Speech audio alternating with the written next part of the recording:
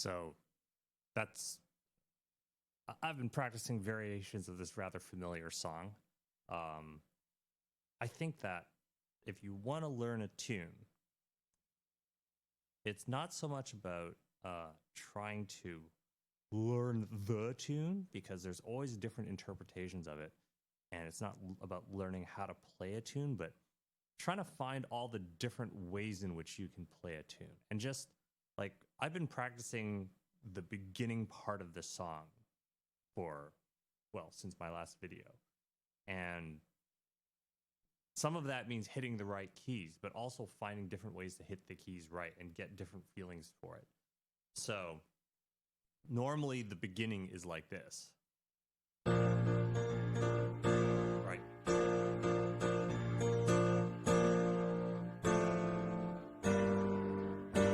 And the thing is that Komm süßer Tod it's like, people know the song, like the version from Neon Genesis Evangelion, you know, when at the end of it. And that's not the origin of the song. The origin of the song is actually, it's a Johann Sebastian Bach tune. It's like an old, classic organ death dirge song. Like, it normally sounds like,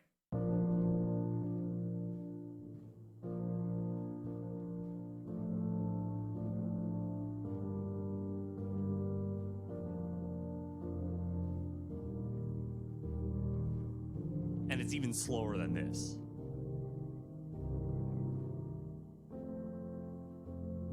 Like, it's not like that normal, sorry, it's the original tune is like that, and it was adapted, into the wonderful version we know from NGE, the unforgettable version. And since then, there have been many other adaptations, and I think that, Come Sweet Death, right? That's what Komm süßer Tod means. And I'm sorry for my lousy pronunciation of the German version, because I don't know how it's pronounced. But basically, it's Come Sweet Death. I think, what does this song mean? I said it's like a funeral dirge. It's like, it is a song that you play at the end of life. It is a beautiful tune. The NGE version of it is a jazzy, it's almost it's been, jazzed up, and it's like almost a cheery tune until you actually hear the lyrics of it. And I think that it's like a song that you would play, not necessarily at a funeral, but you use it to signify a person's death. And different people, their deaths have different meanings. And so I think that this is why it's important to have different interpretations of it, that it should really... Well, I mean, like, look, if you really, really, care about the person, and maybe that person had a really beautiful life and they had a beautiful presence, then, maybe the approach is different. It'll be different for every person's death that you signify. Is their passing, like...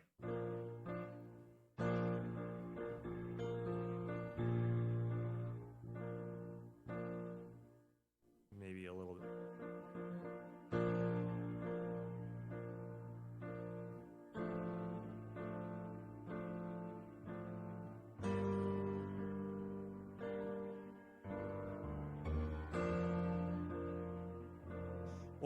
Or maybe it was somebody who brought a lot of laughter and joy.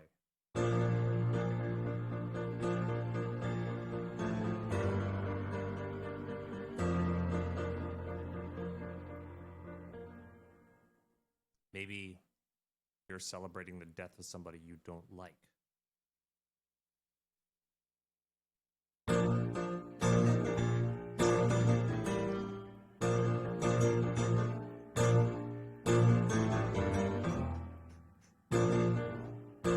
So sorry, you got to get the chord progression.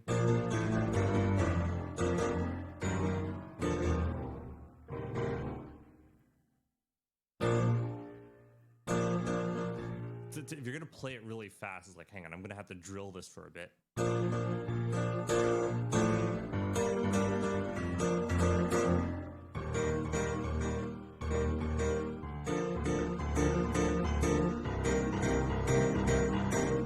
it's like the new Crab Rave, right? Like you could do a version like that.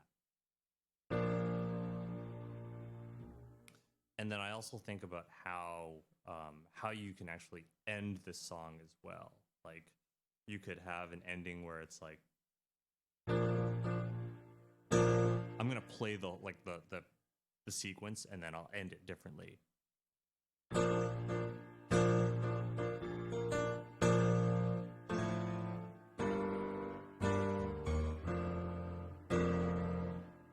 Hold on a second. I just want to make sure that this. Oh, I've lost my foot pedal control. 1 second. Okay, good. Yeah, sorry, I had to get my foot pedal control back.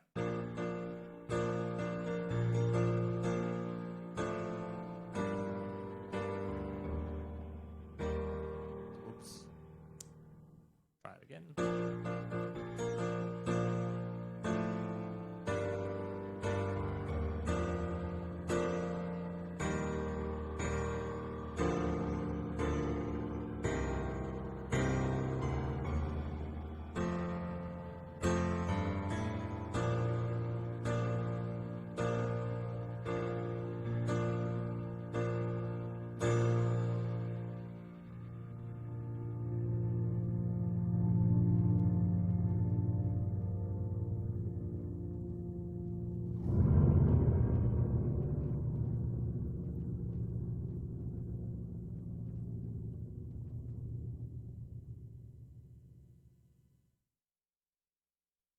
Right? Like these are all different ways in which you could approach the song.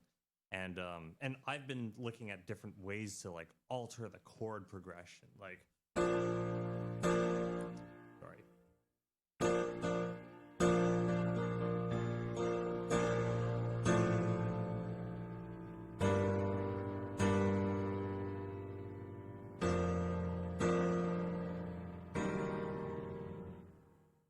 And wait. That's like kind of discordant, right? And the other thing I've been doing is normally it's just this key, but I like putting in the octave because there's a little bit more depth and finality. I could even go for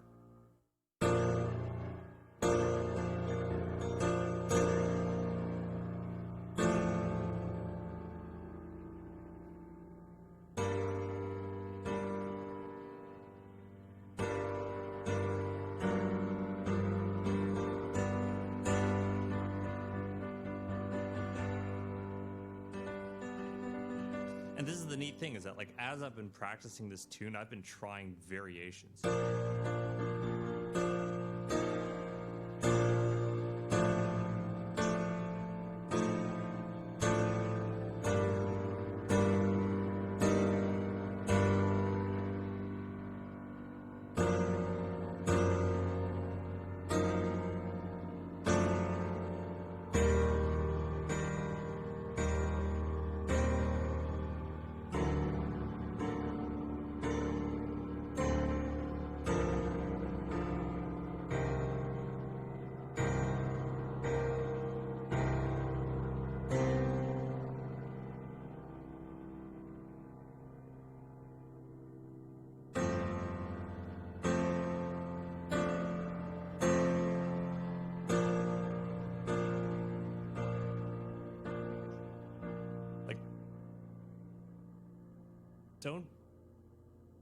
Don't be so one-track minded when you're like, I'm gonna learn a tune. Find adjacent. You gotta there's stuff to be gathered on the wayside. So when you learn a tune, don't be focused just on I gotta hit all the right notes and I gotta hit the notes right and this is how I need to play the song. I'm like, no. Make mistakes, because when you make mistakes, there are adjacent things to be found. There's lots of shiny objects everywhere to be found, and incorporate them into your own performance. And you know, Comme sur ce taux is like a great tune to practice this on because it's such a meaningful and open song for interpretation, for your own interpretation. And I'd say, you know, practice this thing as if as if you're practicing, rehearsing this for your own funeral.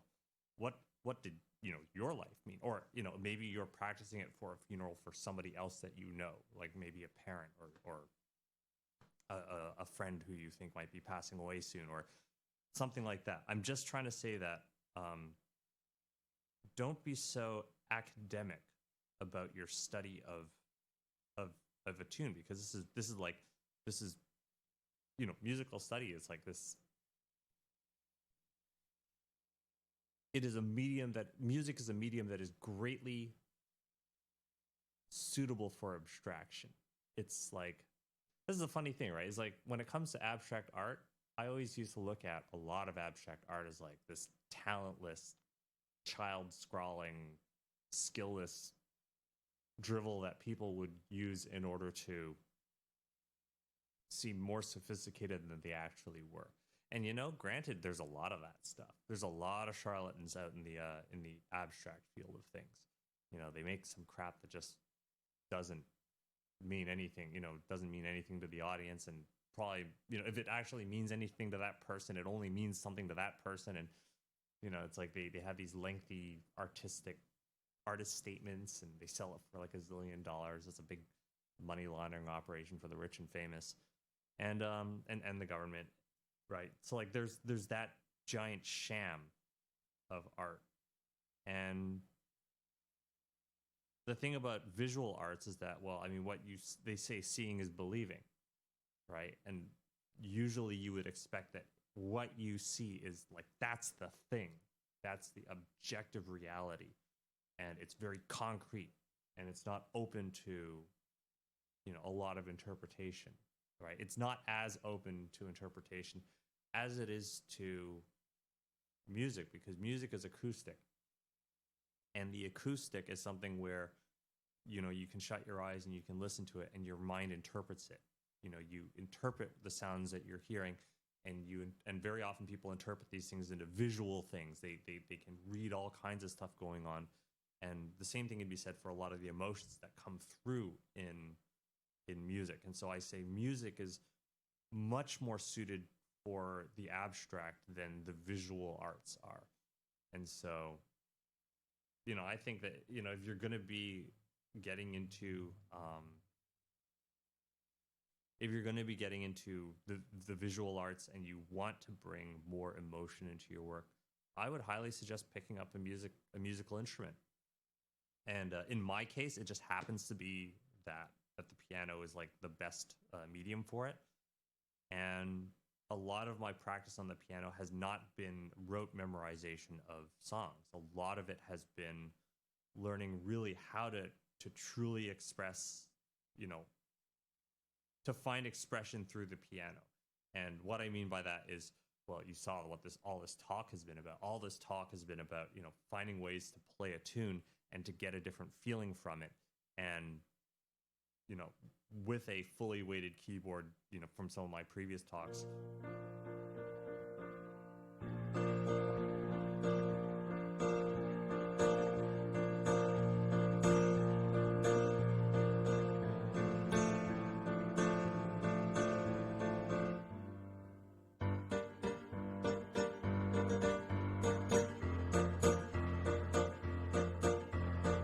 Like you'll notice that for me, it's not enough to just hit the keys.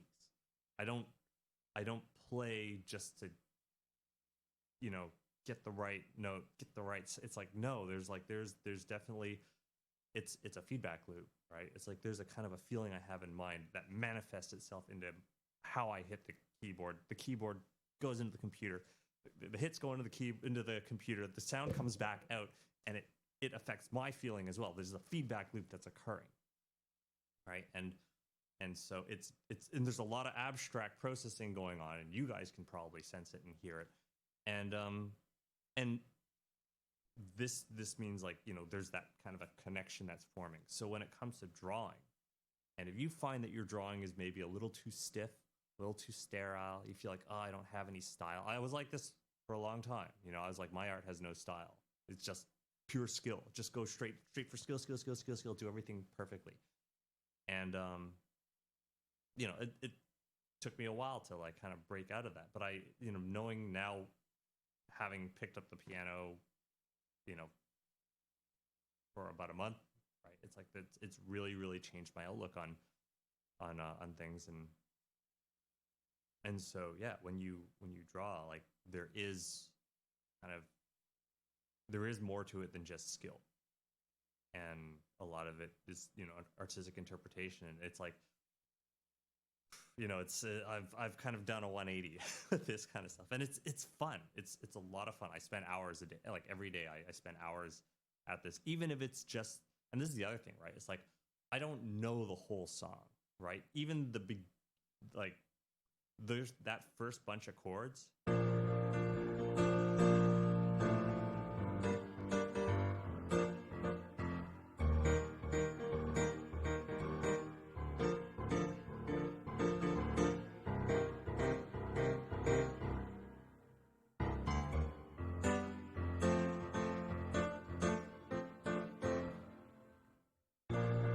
Then like what comes next, like this, I just started figuring this out today.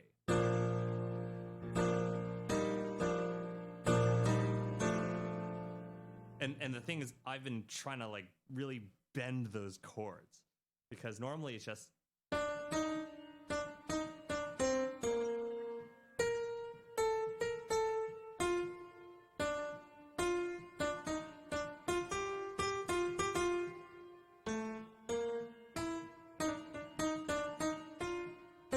like I don't know that very well. Right? I'm kind of like figuring my way out.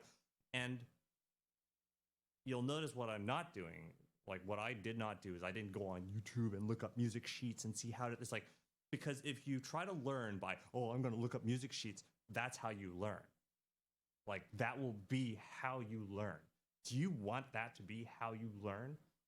Because what I do is I flub around. I search.